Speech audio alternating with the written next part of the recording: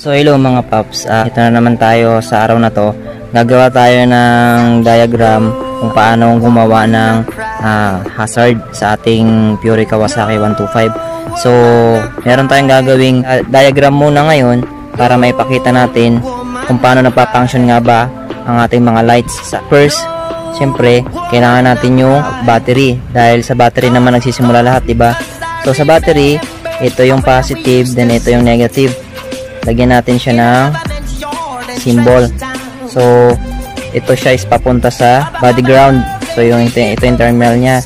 Pagkatapos ito yung positive, angat siya, pupunta siya sa ignition switch dito. So IGN. Then dito sa contact ignition switch, meron siya nito. Siyempre sa may susian, no? Then pagkatapos sa ignition switch, pupunta naman siya sa flasher relay. So maglagay tayo dito ng flasher relay. So ito siya, for example, F flasher relay. Then sa flasher relay meron tayo diyang B and L. Then after ng flasher relay, dadaan ng turn signal switch. So maglagay tayo dito ng turn signal switch. So ito siya, for example, ito yung turn signal switch natin. At meron siya rito yung ating pinipilit na mag-left or mag-right turn tayo. So ito yung turn signal switch. Tapos sa may turn signal switch, meron tayo yung tinatawag na contact, yung letter C. Ito yung normal contact nya. Then ito yung mga dots nya. Yan, explain ko mamaya. Pagkatapos naman sa turn signal switch, gagawa tayo ng yung papunta na sa ating lights. So ito isa punta sa ating rear left signal light. So magguhit tayo rito ng sample nya. So ito siya, ganito. So gawa tayo ng sa front na ilaw. So for example, ito yung ilaw natin sa front. Then ito yung sa rear. Tapos dito naman sa may right side, draw din tayo. So for example, ito siya. Okay. Then ito yung sa may right naman, right front signal light. Then ito yung sa rear right signal light. So lagyan natin ng palatandaan. So ito yung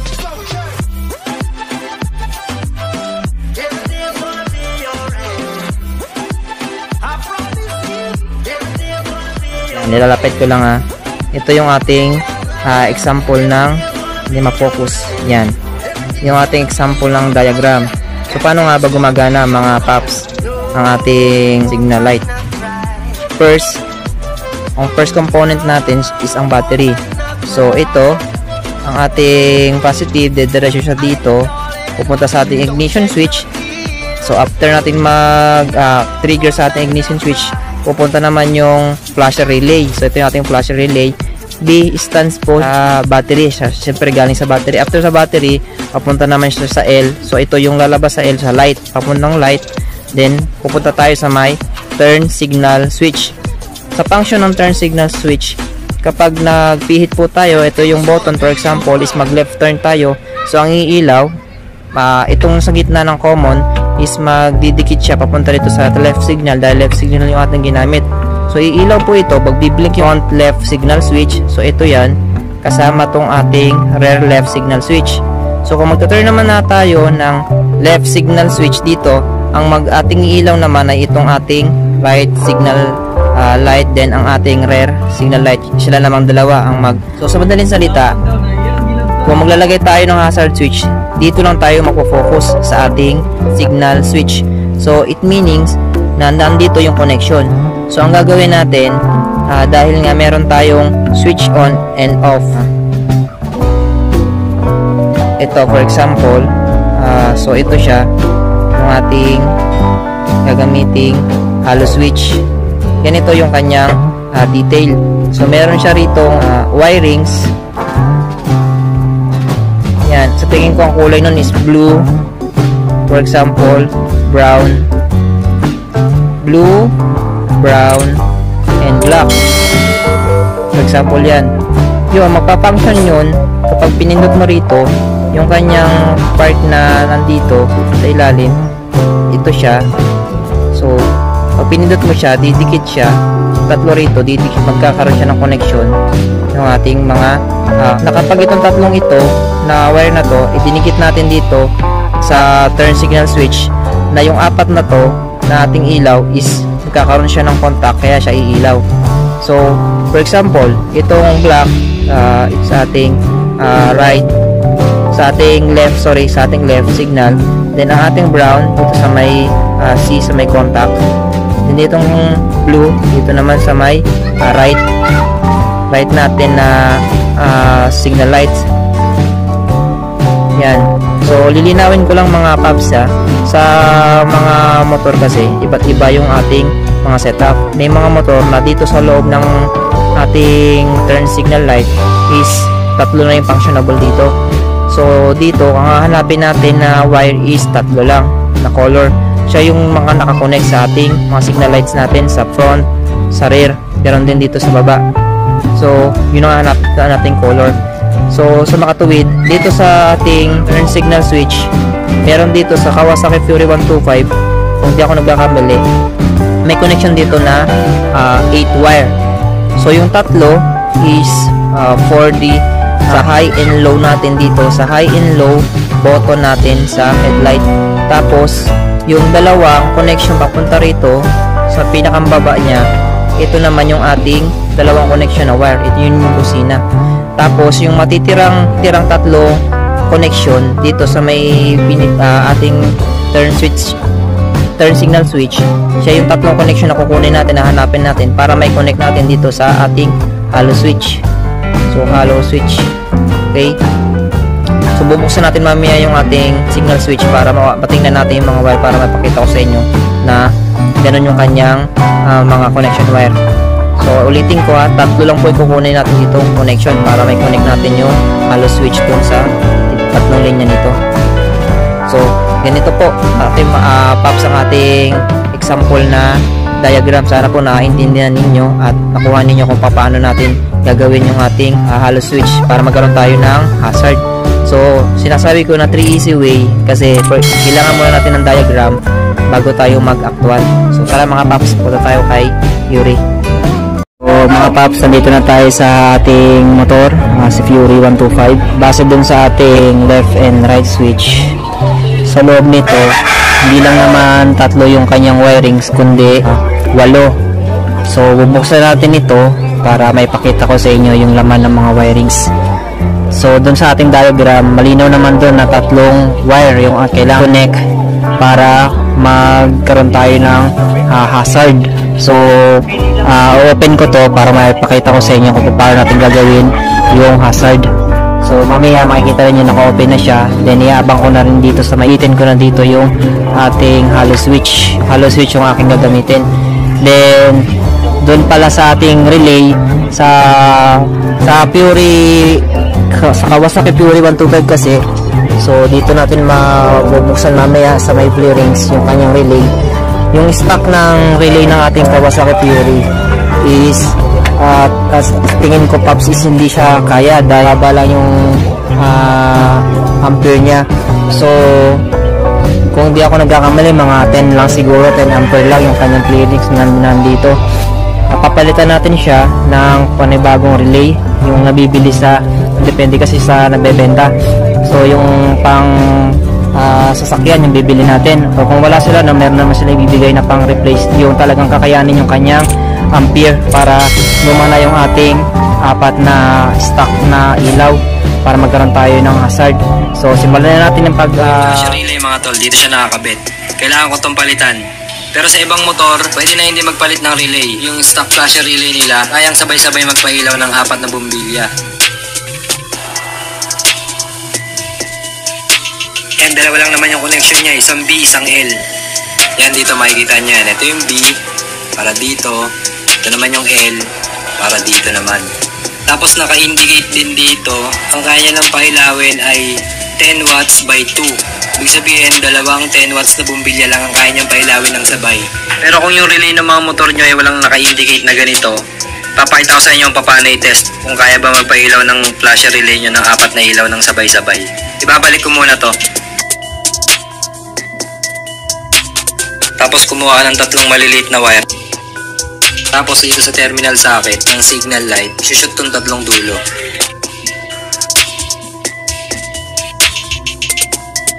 Tapos itong 3 dulo, pag didikit-dikitin. Kapag sinort ko itong 3, hindi ilaw yung signal light. Tapos may rattling sound dun sa may flasher relay.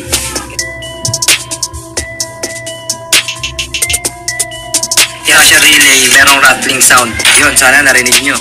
Kaya pag tumunog ng ganun yung flasher relay ng mga motor nyo, kailangan nyo ng ganito. Yan, wala akong mabiling branded kaya ito na lang yung binili ko. 90 pesos lang yata to. Yan, may label din siya na B tsaka L. Yan, pareho sila. Kabit ko na to.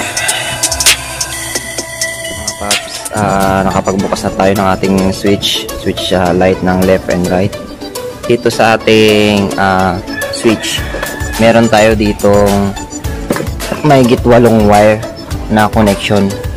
So sa 8 nito, 3 lang yung ating kukunin na switch. Then dito, ito siya. Dito sa may high and low natin na switch is meron ditong linya ng wire na 3. So ito siya. Kita po ba ninyo? 3 yan. Ayan. Meron siyang red, yellow na may line na red, tapos blue na merong yellow. So hindi tayo dyan. Dito sa may kabila, meron naman ditong 5 wire.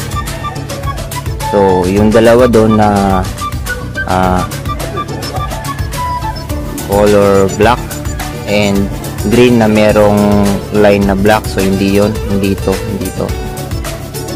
Yan is saan yan? Sa busina natin. So ang 3 hinahanap natin is ito, itong nandito sa may box na color white na hinahawakan ko. So ang linya niya itong 3 linya na to, subukan natin ipag-connect kung magkakaroon tayo ng hazard. Tulad dun sa sinasabi ko sa diagram, ito lang yung 3 kailangan natin i-connect na kulay. So simulan natin mga paps, subukan na natin. So ito mga paps, ito yung linya nung 3 hinahanap natin na wire.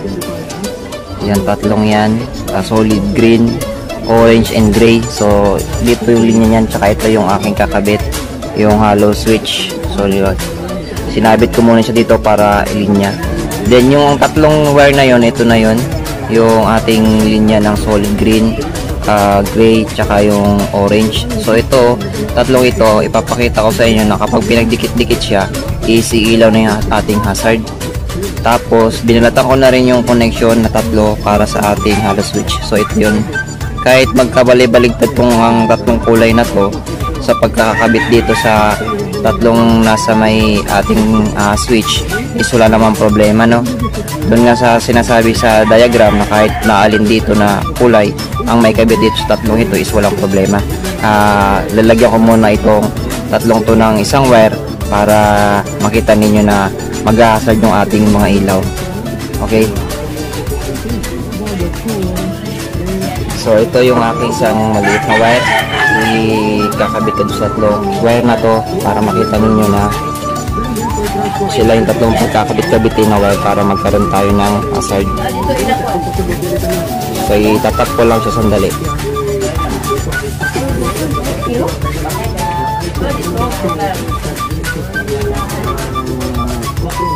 So ayan siya. Ayan. Pinagdikit-dikit ko yung 3 wire natin, tapos bubuksan ko yung ating ignition para makita natin kung mag-hazard yung ating mga ilaw. Open ang ignition. So ayan, tingnan natin. So ayan mga paps, diba, umiilaw na yung ating hazard dahil sa 3 line na pinagdikit-dikit ko. So ito yun. Then sa likod ganun din. Okay, so itap natin yung ating hollow switch. So ito mga paps, tinap ko muna yung ating 3 wire sa ating hollow switch. So ito yung ating hollow switch, kinonek ko muna, tapos subukan natin kung kagana yung ating hazard. Pabuksan natin yung ignition. So naka-open na siya.